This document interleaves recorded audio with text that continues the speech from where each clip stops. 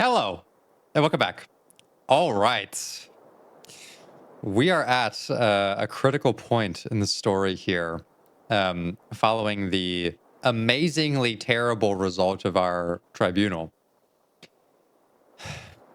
And I think the most important thing to address is what is Harry feeling right now? Well, I could see this going a couple of different ways, and I'm actually curious to see how the game addresses this. It's been very responsive to our decisions um, so far, and so I would not expect it to suddenly stop having the capacity to do that. But I also recognize that I don't think the tribunal has like very many good endings generally. So whatever happened, the writers know that they want to communicate something specific about what Harry feels here, which is probably a lot of like personal responsibility for how things worked out.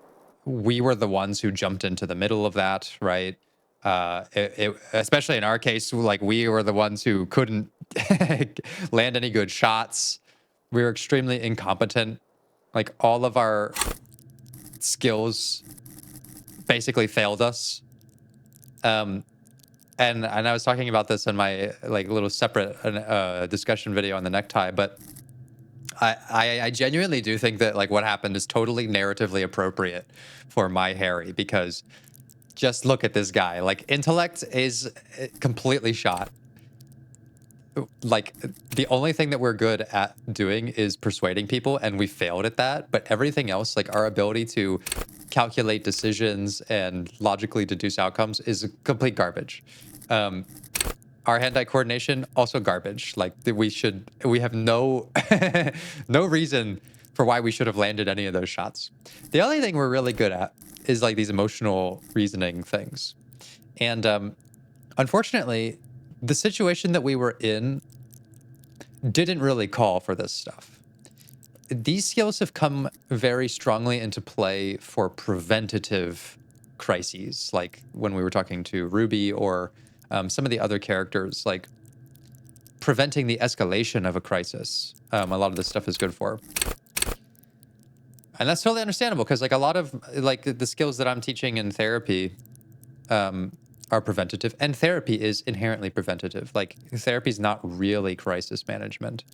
That's a very separate discipline.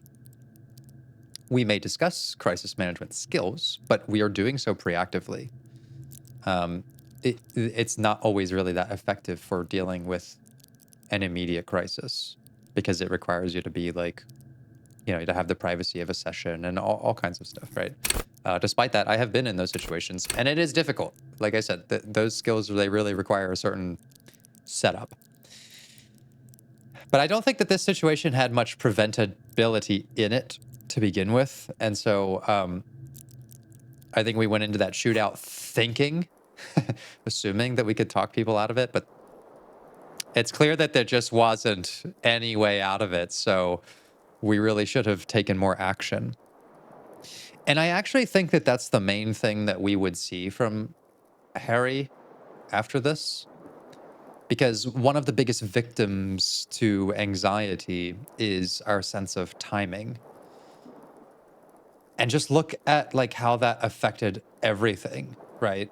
Like we were anxious enough to like think, okay, I got to jump into the middle of this right now. Who knows if there was a better option there?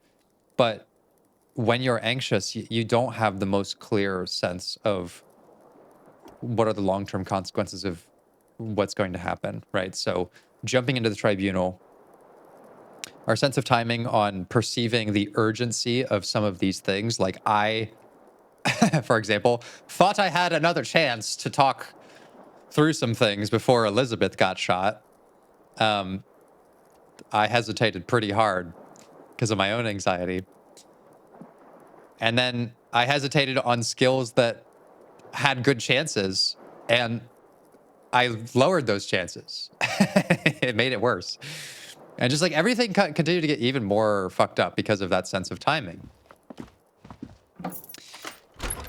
And so if I was already hesitant to act because I was fearful of the consequences in the crisis, now imagine how I'm going to feel after it. I think what you're going to see from Harry post-crisis is difficulty trusting his own intuition and initiative. A lot of second guessing.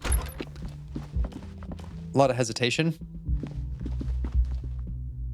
Even doubting his pretty effective skills. So let's see what happens. I think Kim recommended we come check out the area up here. Is that right? We wanted to go over this again. 2 neon-lit shapes, a man and a woman having sex. A ray of backward motion explodes from his mouth to the roof outside, A prime, to then widen into a radius of locations in Martinaise, B prime, B double prime, and B triple prime. What is the point of origin, damn it? It's not the roof, and you would have found it had it been on the coast, in either B prime or B double prime, which leaves The church. the island in the bay. Oh. What did I tell you? I'm very much like the Harry I am playing. My logic is garbage. I think the shot might have come from the islet. It's not impossible. There is a narrow opening between the commercial area and the collapsed tenement north of it. There are ruins on that islet. A sunken sea fort. I saw it through the coin-operated viewer. Oh, that's like... We did that at the very beginning of the game. Remember. He looks out the window and into the bay. This is also the only point of origin we haven't ruled out yet. So it is. For a second he seems tired. Maybe we need to go to the island.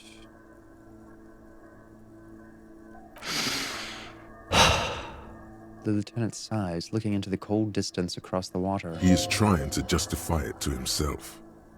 There, across the grey water, amidst crumbling concrete, a birch tree, and the half-sunken ruins of a flak tower. I don't have anything to say. This is just something we have to do, Kim. Kim, let's go to the fucking island. You know what, though? One of the perspectives that I could see being relevant here, even though I just talked about like hesitation coming in, we also tend to experience a lot of opposite action in response to crisis and trauma. And I do think that this experience probably is going to lead to some trauma. Just add it to the pile, really, at this point for Harry. Because he probably feels like he got a lot of people killed. And opposite action would very much be like, instead of immediately like seeing, oh, hesitation, you know, got me into trouble. Oh, like not taking action got me into trouble. And so like, I'm fearful of taking more action. I could see it being like, now he recklessly takes immediate action, right? Opposite action, reaction formation would be that in a way. For example, like, experiencing a relapse, and instead of like rationally coming to a point the next day, like, oh, I'm you know, I messed up my sobriety, I should really stop here. We actually go deeper and deeper into the addiction. Like, I've already blown it, why not just keep going in this direction? Like, I do hear that a lot. Once the downfall starts, it can really go accelerated. And maybe that's what we're seeing. Like, maybe instead of some hesitation, we would see like this reckless initiation of things. But I don't want to go to the island right now. I still want to walk around a little bit. But I think for the role play, if I'm going with that opposite action thing, I just need to demand it. Like, maybe I want to move on as fast as I fucking can. Kim, let's go to the fucking island. Okay, let's go to the fucking island. How do we get there? Joyce Messier had her sloop, but she's gone. Yeah, actually, you know what? I don't expect Harry to immediately come to rationale about the psychological consequences of this. I imagine that he is also experiencing some compression of his sense of timing. Like, if we don't do this immediately right now, things could get so much worse. Let's fucking go. Could be that. Lillian, the net picker. She's tearing the boat. Ah, yes, of course. The village. Let's go. Blink. Okay. To the village. Go to the island. Return. Determine where the shot came from. I wonder if we can still check the mural in the church. Is that still an option? Let's go check that out. What does Garte have to say about the shootout? Oh, you're up. It's good to see you back on your feet. Did you like your room? I cleaned it for you.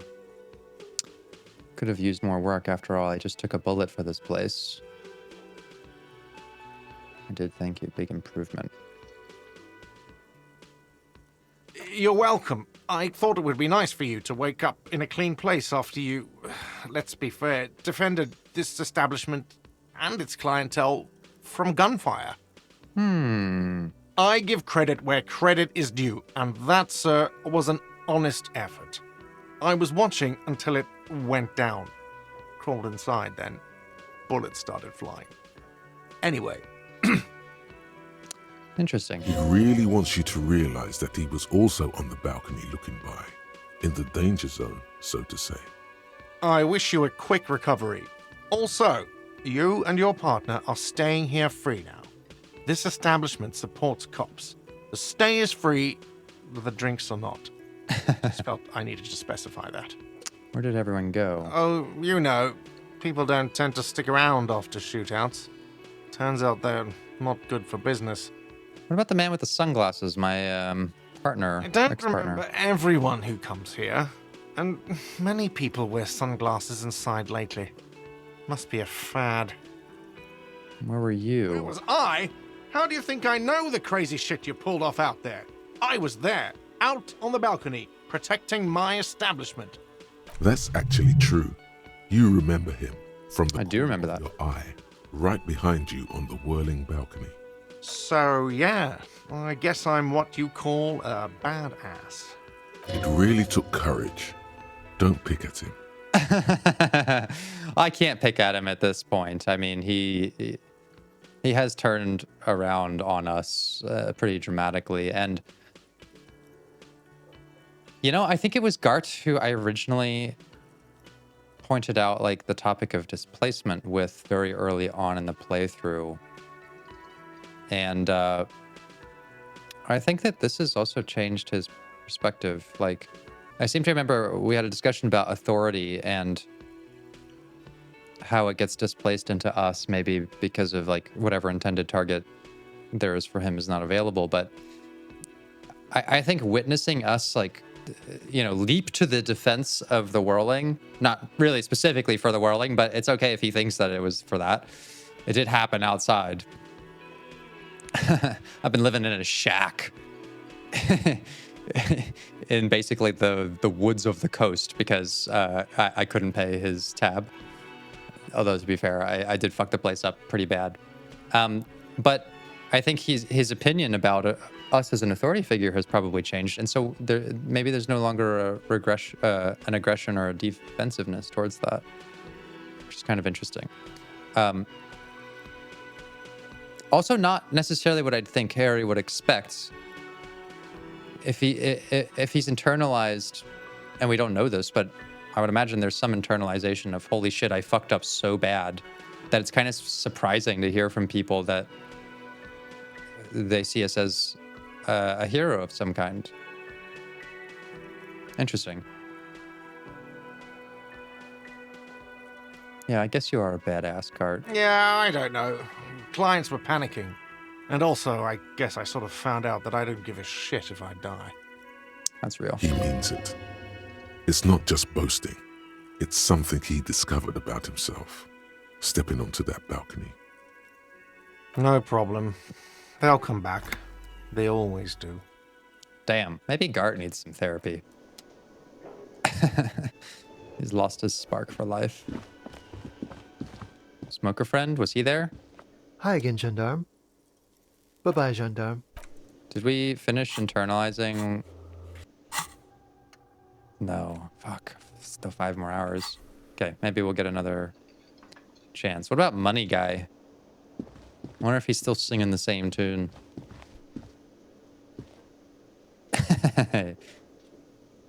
Yeah.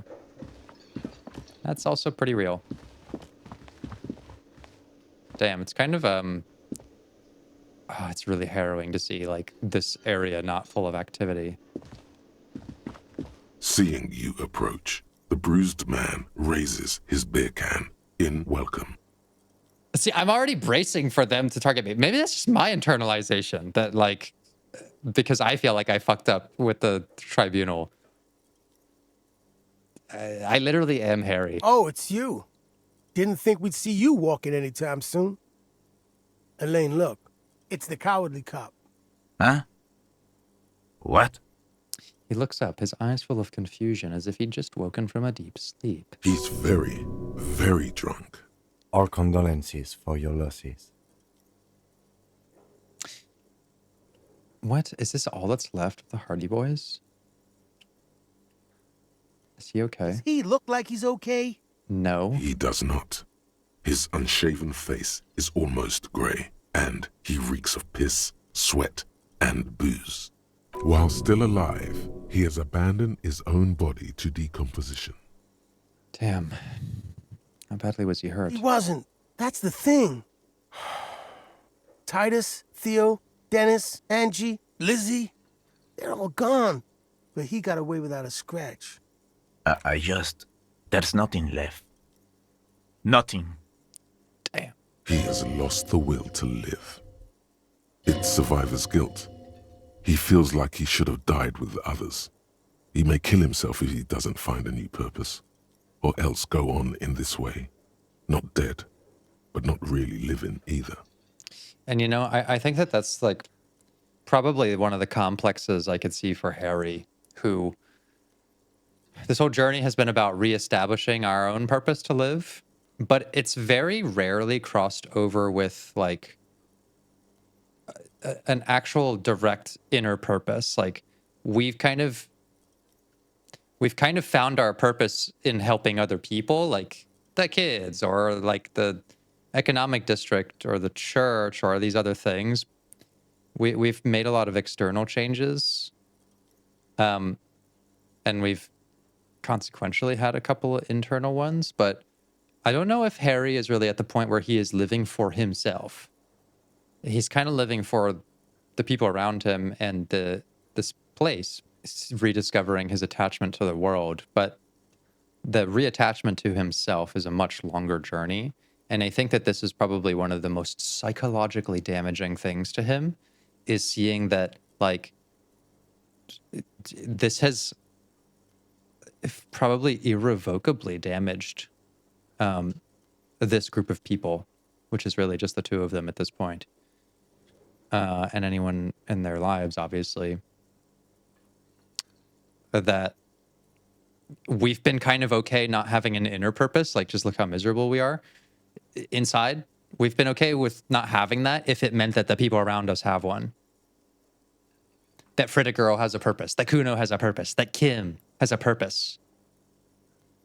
But what if something we did made people around us lose theirs? That has to be really tough. This is terrible. I don't think I could go on living after this. I don't necessarily think that's exactly where we are, but I don't think we're here either. Or there. The eyes looking back to you from the narrow face momentarily light up, and his lips move without sound. He said, "Thank you." That shit ain't helping anyone, asshole. The fuck you want with us anyway? I think that he feels like we just related with him, rather than trying to say, get over it, or try to motivate him. He wants to feel seen. You know, in the absence of like any kind of purpose, one of the only things that is staving off the existential dread is probably just a sense of connection, even if it is very, very faint. What's going to happen to the Hardy Boys now that Titus is dead? Titus is fucking dead. What's gonna happen to the Hardy Boys? Look around you, man. This shit is done. There are no more Hardy Boys. Yeah, never mind. Look, What do you want from us, man? Things are pretty tough right now. I get that. Maybe it's best if I leave him alone. Take care, guys. Yeah, you too. It's a rough world out there. It's not easy being a cop. We were too hard on you. Both of you. We shouldn't have fucked with you like we did. You got between us and a lot of bullets in that fight. Martinaise owes you one. That's kind of you to say. Take care of your friend, okay? I will. You take care of yours. A sharp pain shoots up your side and into your stomach. You must not look too good. Luckily, it passes. Yeah. It seems like there's a lot of people who feel like a positive association with us after this, rather than a negative one, which is kind of curious. Un jour, je serai de retour près de toi. One day, I know je serai is that I will. Oh yeah, one day I will return près de toi. Is that like again? One day I'll return again.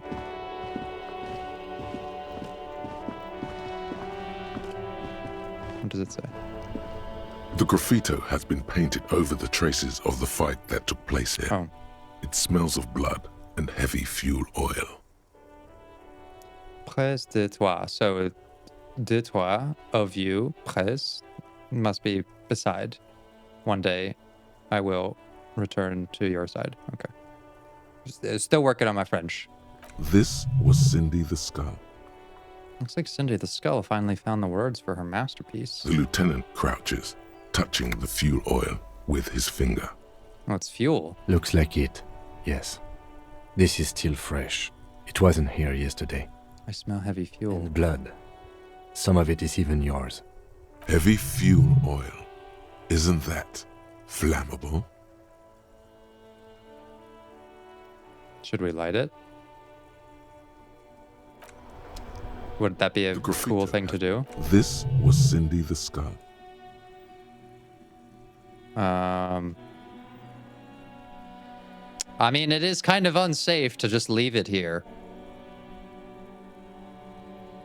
Like I said, there may be an opposite action in Harry where he's actually a little more reckless. The trauma of this internalizing the wrong idea that, like, following whatever impulse he has is better than hesitating. So maybe he would set it on fire. Or would he? No, I don't think he would. I just don't think he would. I think there is a little bit of that going on. But if I'm taking my Harry into account, he's more in the emotional state of mind. There's a paralysis in him. A deep emotional paralysis. Mon Dieu, officer. It is worse than I thought. Believe me, I know all about that kind of pain. I've had hip trouble for the past week. Maybe it's time to slow down, enjoy life a bit. Anything I can do to assist you? I really could use a bite of that. That sandwich, pal, but I guess I'm not getting one. What does Tommy have to say? Our first betrayal. My man, you're alive. Almost. Kind of. Sort of alive? It hurts like hell, man. Wait a second. Why isn't he telling us to fuck off? It's what we deserve. It hurts like hell, man. Man, what a day. I missed out on most of the action, but I heard it was quite the encounter. Had a strong sense of finality to it. So what's next? You guys heading back to Jamrock now? Talk is local union muscle were behind it all. I'd reckon the case is closed, even if it kind of turned into a shit show. Well, it does kind of feel like a shit show right now. I'm still looking around. Loose threads to tie up. I wasn't the local union muscle, by the way. Is there potential for us to make some kind of amends to Tommy? I mean, we really fucked him over. Hey, that's just what I heard. Old wives' tale. So, what next? I'm still looking around. Loose Good luck with ends. that, my man. Ain't easy being you. But hey, you're still breathing, right? You're not angry with me anymore? Fuck it. I'm a bad guy now. There's things more important than holding a grudge. It's okay. You've been through enough. Ah, no, I still sense like a chip on the shoulder. I even feel like, oh, this is even worse. I sense an indifference to us.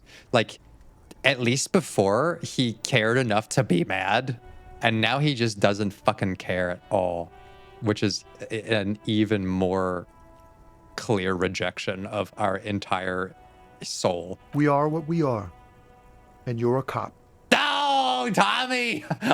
you, of all people, didn't deserve what I did. And it didn't even help in the end. Shoot. Sorry, man. Didn't mean it like that. Ask away. My God. I met Ruby. Okay. The lieutenant throws you a quick glance. What are you doing? What? Well, I don't know. I just clicked the dialogue option that I hadn't clicked yet. Should I just tell him? I feel like there's a little bit of emotional compromise here. Fuck it. I let her go. She didn't do anything. Oof. Good on her. And good on you, too, my man. That's merciful.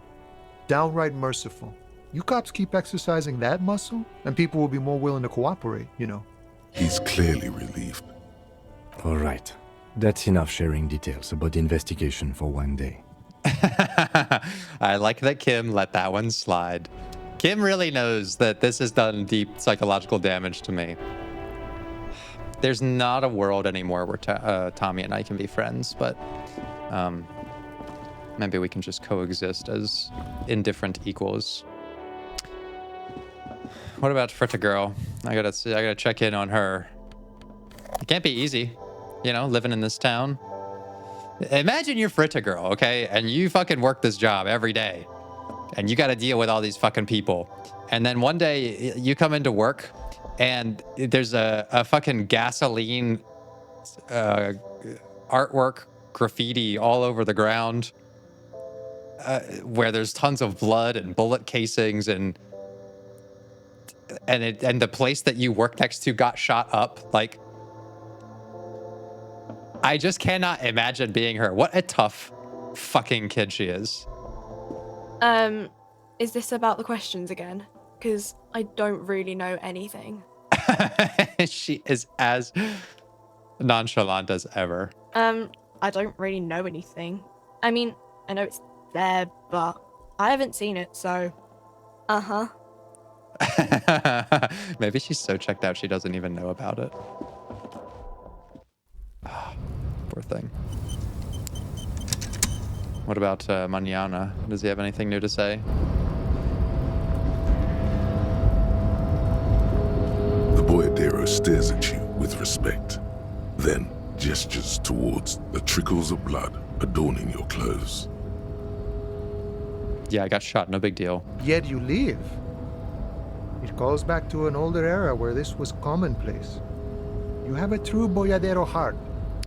Right. So where is everyone? Hiding, gathering themselves. The harbor's in full lockdown, friend. No getting in or out, for the time being. What's gonna happen next? Time will tell. I'll tell Everard you dropped by. I'm sure he'll be glad. Gives you a small wink. What will you be doing? I'll be okay here, doing lookout. Quite the sight, aren't they? Getting to like that red I am. Don't worry about me. I live to alleviate the worries of our brothers. See if any insane killers turn up. Then I'll run. And live. I try not to get shot, eh? I'm sure I'll be luckier than you, friend. You know, he seems like a man who knows how to stay out of trouble.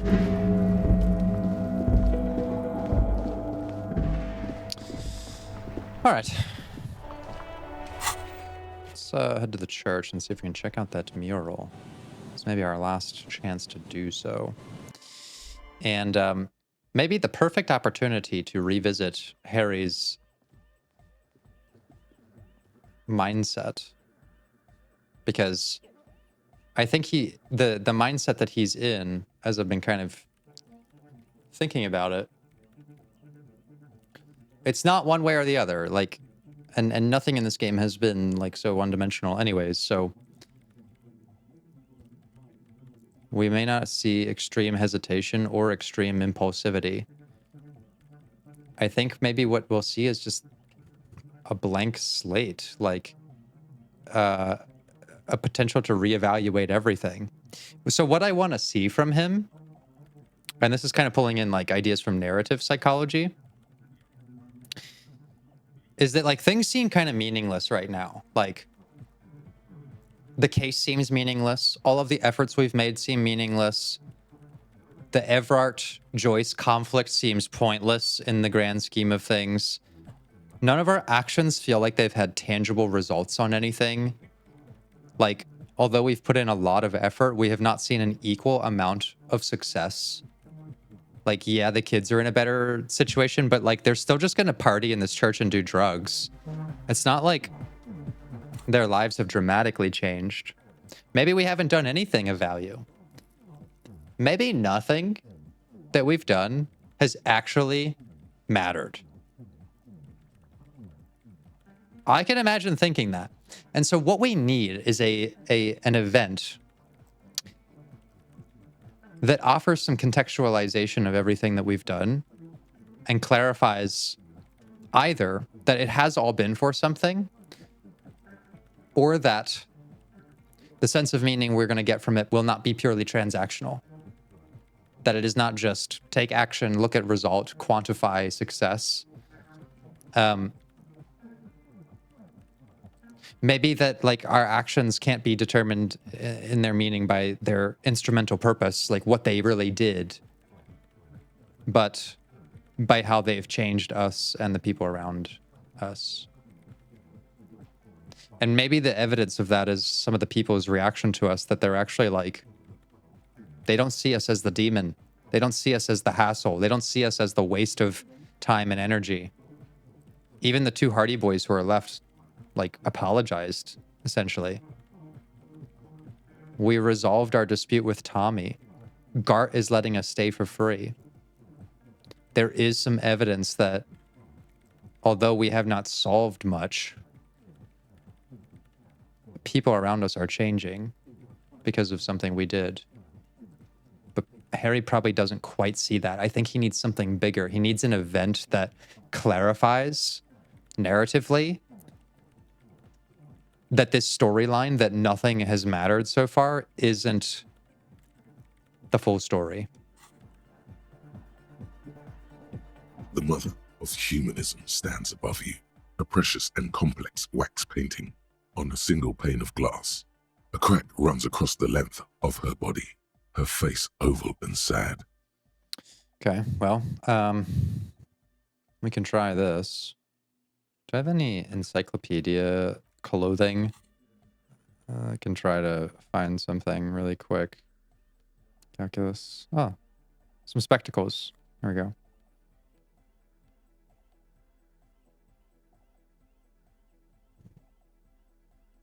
Logic, drama, and empire. Makes our encyclopedia worse. Okay, let's give it a shot. The mother of humanism stands above 58%. you. Despite the damage you've done to yourself, the title appears lodged in your hippocampus. This is her innocence, Dolores Dei. The innocence of humanism, internationalism, and the welfare state. Perhaps the most famous human being ever to have lived. Is it just like an odd bit of serendipity that this is the skill check we pass with 58%? Like, there's something odd about that. No amount of Commodore Red can wipe her sad smile from your brainy thing. It has survived the deluge and haunts you still, and will haunt you forever, as it haunts all men. So our cosplay of communism can't dislodge this figure from our mind. But why? What is our connection to her?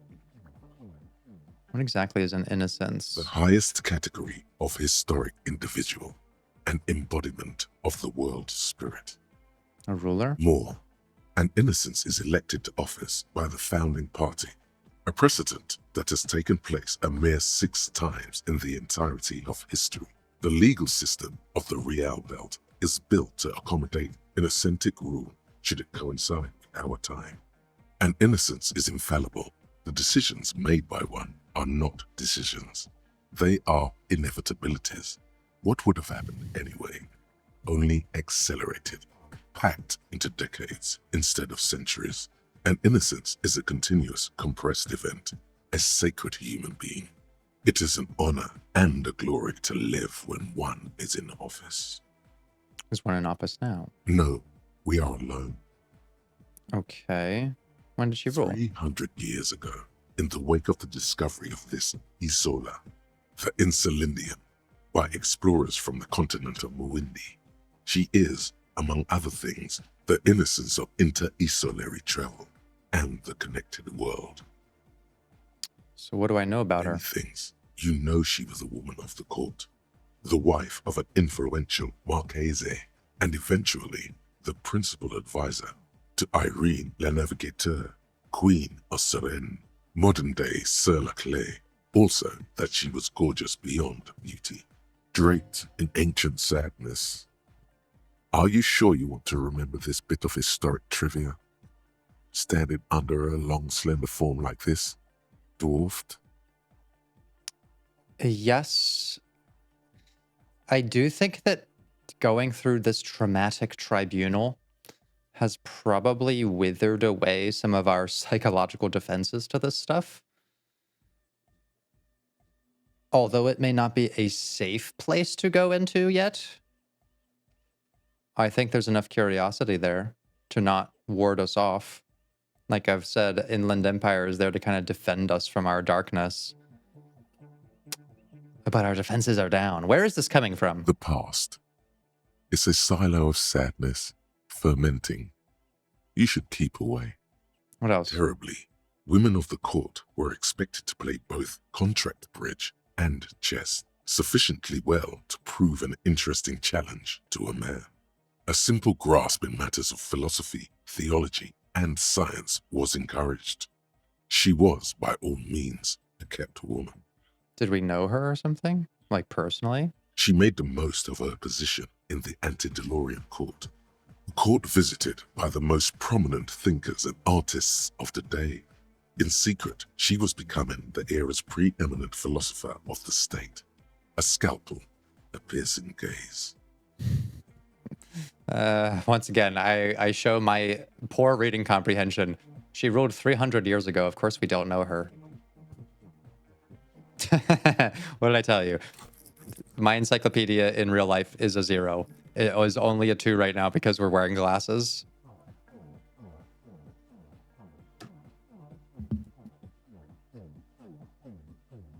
This is what I need. Okay. Now I'm intelligent. She was an almost preternaturally magnetic and intelligent individual. To her contemporaries, she appeared out of time, a messenger from the future of the species. We all fell in love with her, head over heels. Even before she was declared an innocence, her influence was tremendous. Okay, why? What is my connection to her? It was on her advice that Irene La Navigateur sponsored a number of voyages into the Pale. A costly, often tragic endeavor, ultimately vindicated by the discovery of the new world, the piece of reality you're standing on. She was crowned 2 years after the expedition returned, setting in motion what is widely considered the greatest era in history. The DeLorean era. Wow. Wow, indeed. When her innocence was declared and the queen she had advised for years fell on her knees before her, she was so overcome with emotion that her lungs started glowing in her chest. Bystanders reported golden filaments lighting the already sunlit chamber around her, clearly visible beneath her dress. Okay, more. Did we all? The lands of the Mess and the Occident, and even far away Supremawindi, altogether 21 of the 40 mundial nations of the time, immediately accepted Innocentic rule, even before her crowning.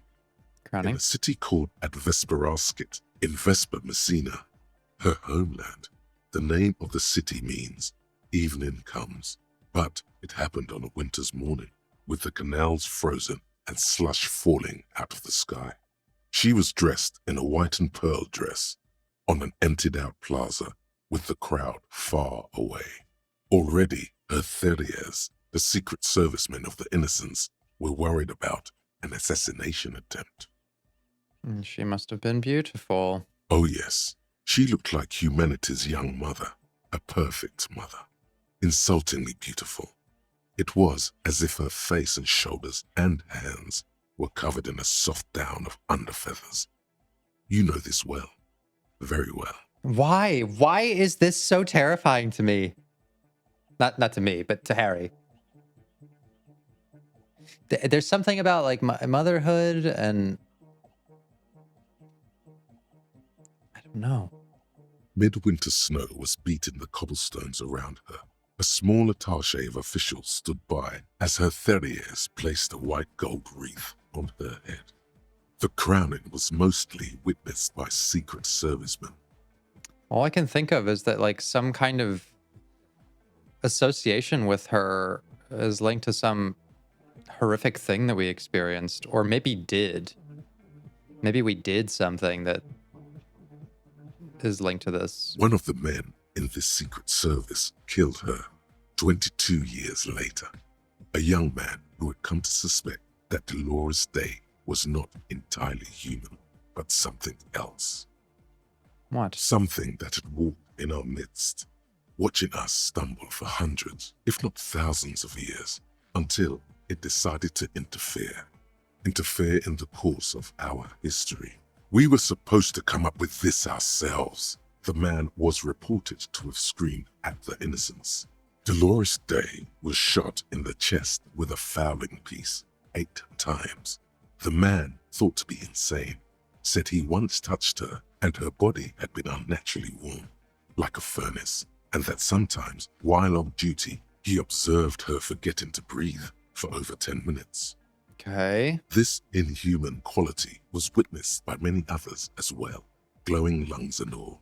It is commonly attributed to mass hysteria and religious psychology. Okay. Was there something terrifying about her? What is the connection? Terrifying is a term too emotionally charged for your semantic memory, or what remains of it. But what could possibly be more psychologically damaging than realizing we tried to drive our motor carriage into the ice? Terrifying. It's a simple word. She was bad for humanity, and you shouldn't have started thinking about her. No, there was something bad about her. I want to know. Already do. Although she is often considered to be the greatest human being to ever live, there was something ominous about Dolores Dei. Constantly surrounded by her terriers, she was the most socially secluded and least self-aware of all the Innocences. Some modern thinkers would consider her a war criminal for the campaigns she waged against the Mesk state. And then there were the resettlement programs. Resettlement programs? What happened? The Mesk state tried to detach itself from Innocentic rule. Parts of the world were experiencing whiplash from accelerating into secularism. Her mandatory education programs and mass resettlement of upstream Marguerite were problematic as well. Dissenters were suppressed by a military force she called the Army of Humanity, suggesting those who fight against it are not part of humanity. She adored chess, yes, but also military war games. Dolores Dei often holds a tiny tin soldier between her index finger and thumb in icons such as this. She was also blonde, the blondest woman you have ever seen, with green eyes the color of the Pacentic, mare interregnum. Okay, I'm starting to get a bad feeling. Klaasje was blonde. And just being in her presence really fucked our Harry up. Little is known of her Marchese husband. It's as if he vanished from history after completing his role, which was to introduce Dolores Dei to court. In conclusion, yes, there is something lonely, paranoid, and even terrifying that people seldom mention, but feel when they think of her. Just tell me. Lieutenant, you're afraid of her. You've stood there for 5 minutes. The lieutenant's calm voice echoes in the cold air of the church. I'm just contemplating all of history here, Kim. What are you thinking of, if I may ask?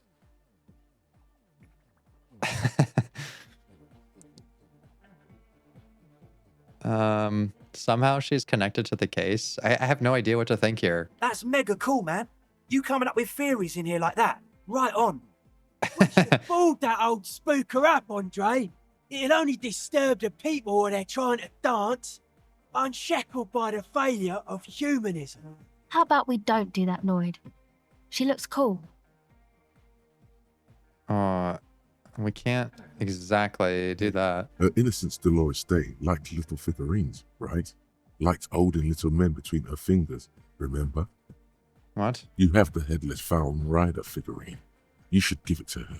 Win her back.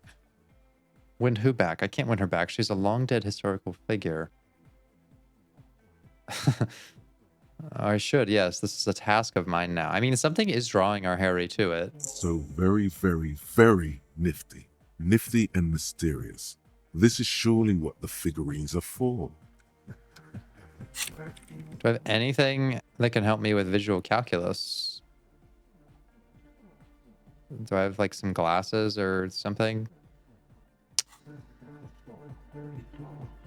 Of humanism stands above you. A precious and complex wax painting on a single pane of glass. A crack runs across the length of her body, her face oval and sad. Looks like I can give this, or I can't give this figurine to her. She's a stained glass window. Does seem to be a problem. Maybe you meant something else? Like what is the I task don't still know. on? What are we thinking of? Part of your mind has gone on to other things already. Only a strange little sadness remains. The mother of humanism towers above you. All right, fuck The it. wax painted, the shards glimmer in the dark. You see little pearls of light on the edges of the crack that splits the female figure. Something was written there. Remains of broken letters line the emulsion. What it said, you do not know. Okay. I mean, there's nothing else I can do here, really. I guess I can try to use my skill point. Although after the last boss battle, I feel like I gotta hang on to as many of them as I can. Like I said, I'm not really... Oh, wait. Could have added some more there. I'm not really that interested in Of humanism stands above you. save scumming to like change my decisions, but I'm kind of okay with it to pass checks. Let's see what happens.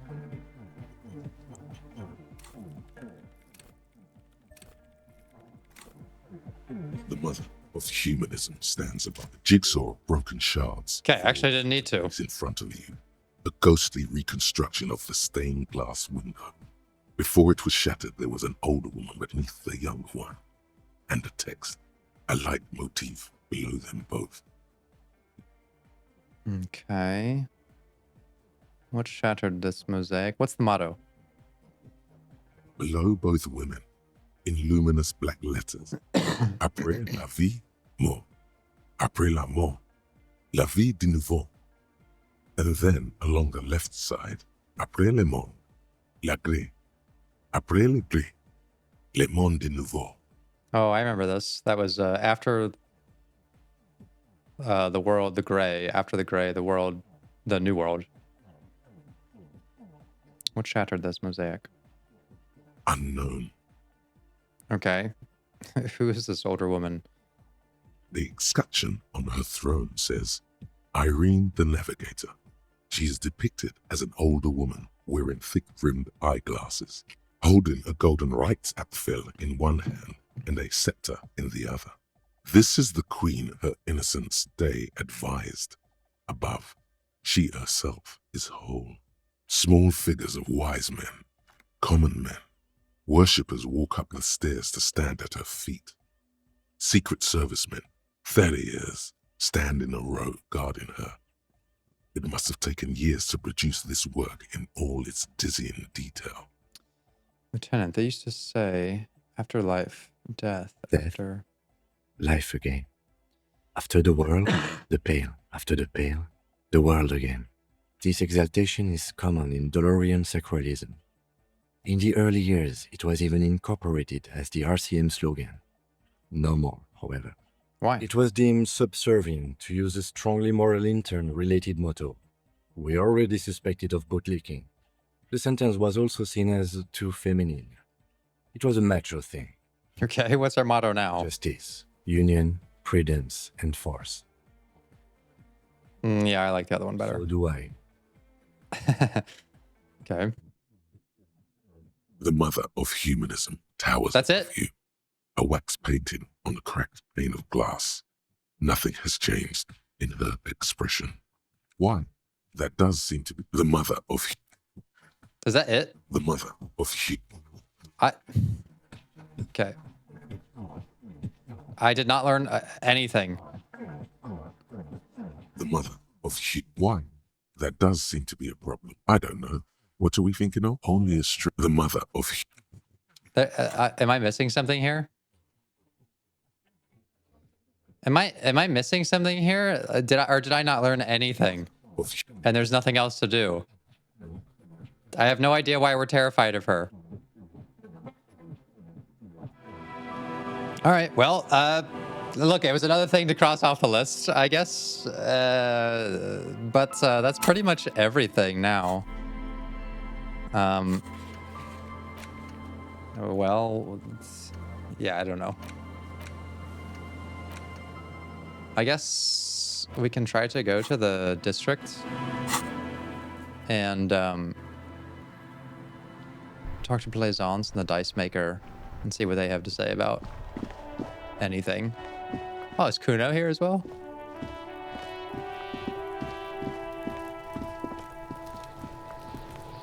What does Cuno make of all this? Everyone says you started crying in the middle of a firefight and then bled like a pig. I guess that was cool.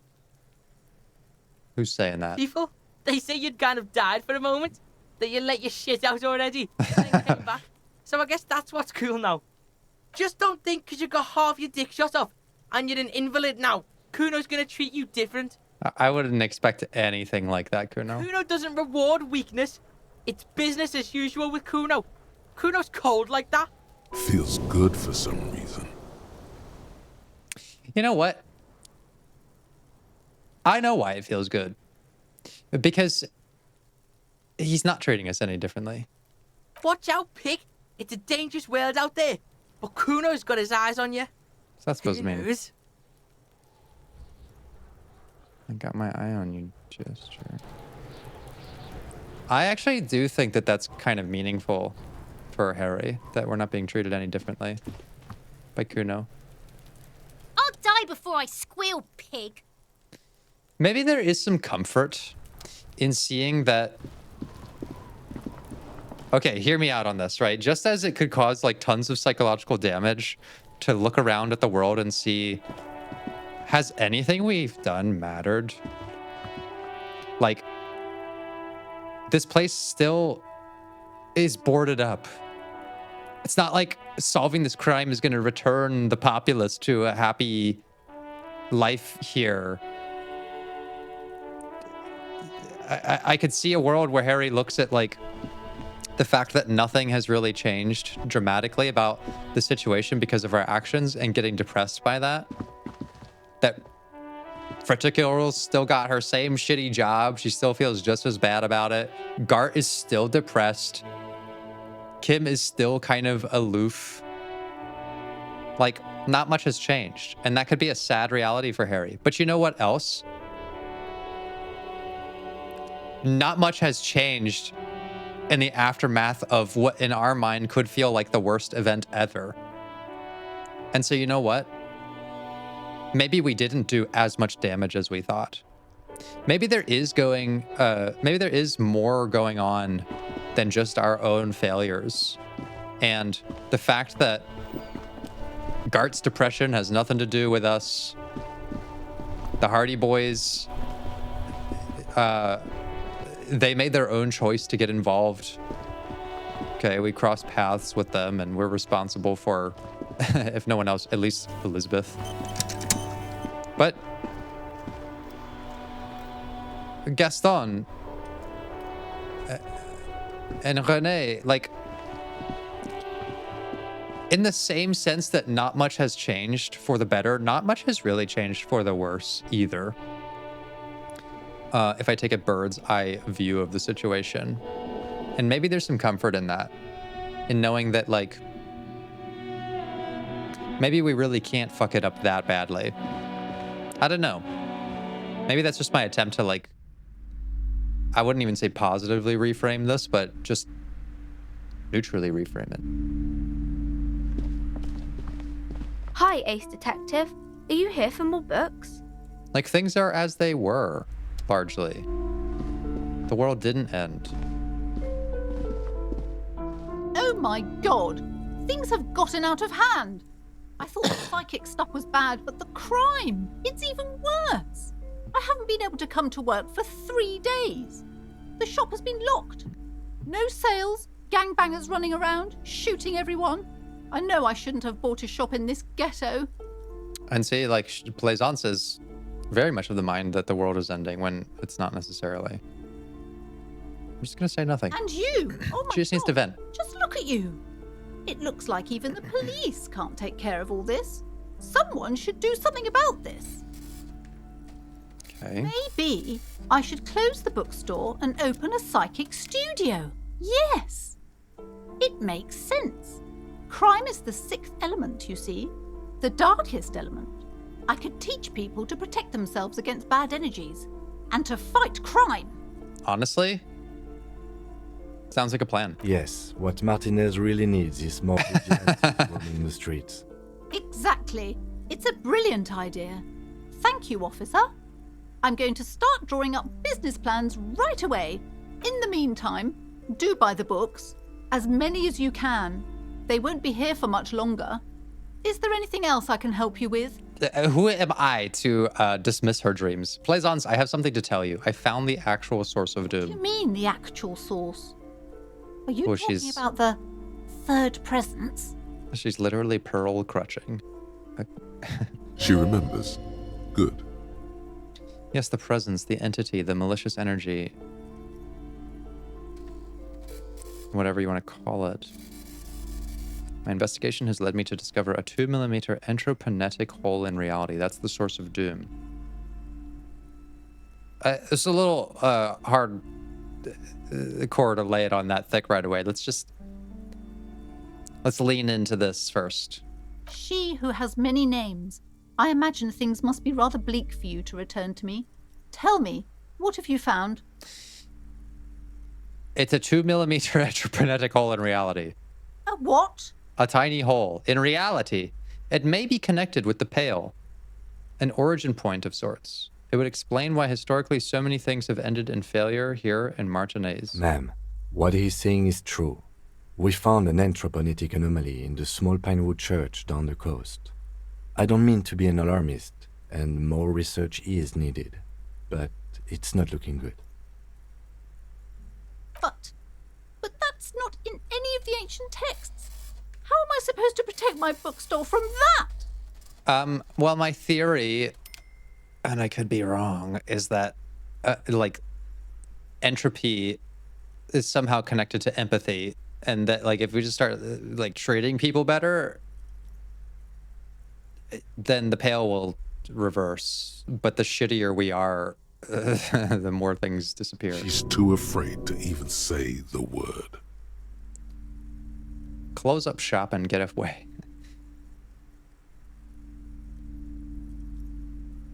You can protect it with hope by refusing to give up. That's what people have done in the past, by building a church, a place of worship around this thing. Okay. I can agree with that. You're right, officer. I mustn't lose faith, especially now that Annette is finally settling in at school and making friends. No, we can't just leave. She looks at her daughter, quietly studying in the corner of the shop. Besides, didn't I have some Sayalite hope catchers round here somewhere? I must find them. Everything will be all right if I can just find them. Thank you for your help in any case. You're welcome back here anytime. Okay. Farewell for now.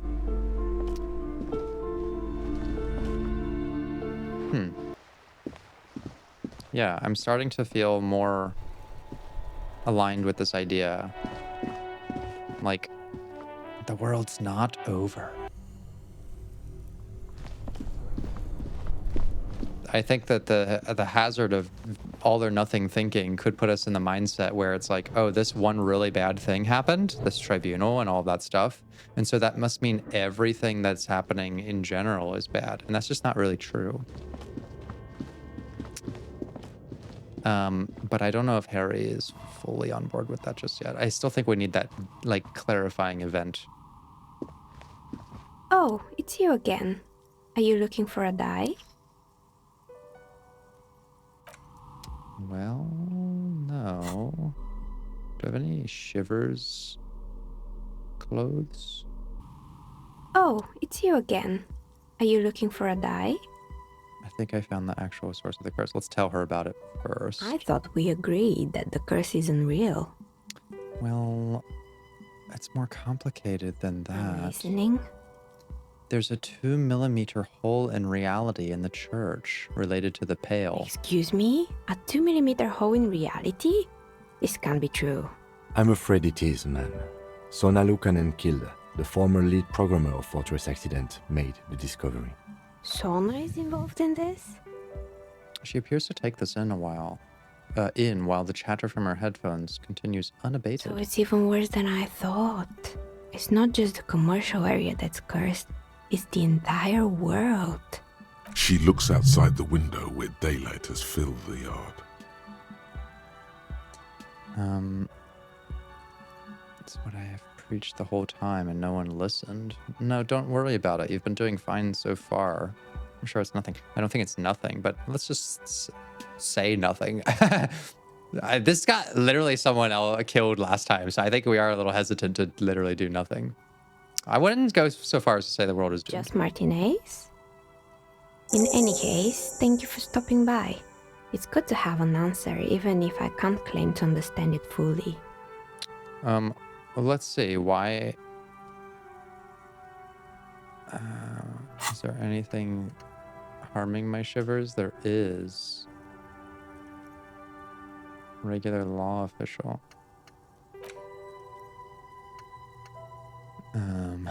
Okay, whatever. Let's just roll the dice. A gust of cold air sweeps through the chimney. The stones and minerals on the shelves rattle as though agitated. For a moment, it almost feels as though you're outside the building, exposed to the atmosphere. Suddenly, I'm full of fucking luck in my dice rolls. 40%, 50%, 70%. It's nothing. It's nothing now.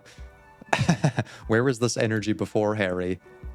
You know what it is? It's because I am gripping the Cavalsund. It gives me a steady hand. We put the Cavalsund away for the shootout. I think holding the pistola in my hand raised my anxiety and made me a shaky dice roller. That's got to be it. When my hand is firmly grasped around that protected handle of the Cavalsund, I feel immediately more confident, stable, and grounded.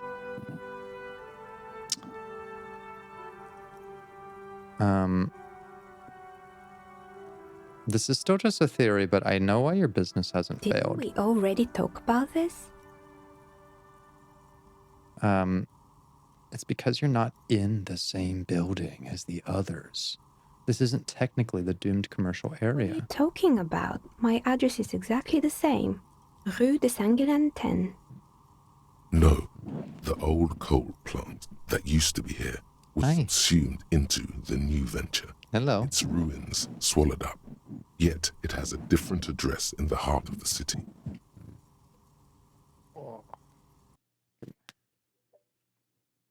No, this used to be a coal plant.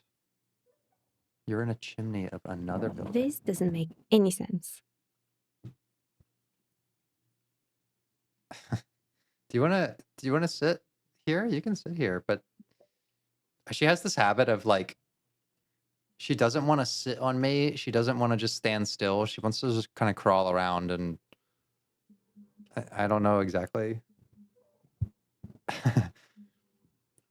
Like it's okay. You can chill here. That's cool. But make up your mind, sweet thing.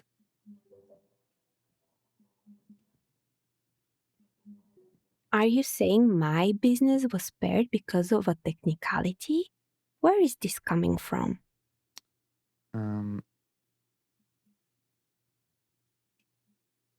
Well, I'm just using logic. It's windy in here. You probably haven't properly sealed the chimney crown. No, we're not very logical. I think it's just an unusual intuition. It's a shivers thing. And what? Does it mean that I'm safe from failure? Don't let her become complacent. She still needs to ward her soul against the evil forces. It's just your workshop. You should still do something to defend your person. She starts laughing, her fingers trying to rub away the exhaustion from her face. What? Do you know what this is? She raises her hand to reveal a piece of metal shining on her index finger. I'm getting I'm getting some cat hair in my windpipes here. Hey, sweetie. What are you doing? Do you wanna get down? No. You can sit, but actually sit. Your lucky charm, It's some a kind of warning ward. ring. I made this when my first company failed. It was a small jewelry shop right here in the East Delta Commerce Center, built with the little I inherited from my parents.